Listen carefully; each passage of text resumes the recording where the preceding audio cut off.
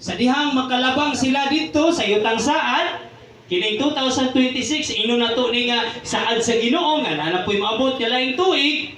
Sa dihang mulabang sila dito sa lain nga lugar, ipasinati ko kanila ang kadagaya. Ang walay balay, manaanay balay.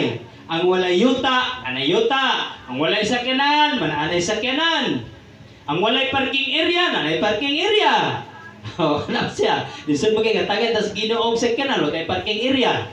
No? So, muna ang mga saad sa Ginoo. No? Ang sangputanan, mato ni James, kamong mga dato, balik ta dito sa 1, panghilak o pagminatay kamo tungod sa mga kagulanan nga mudangat kaninyo.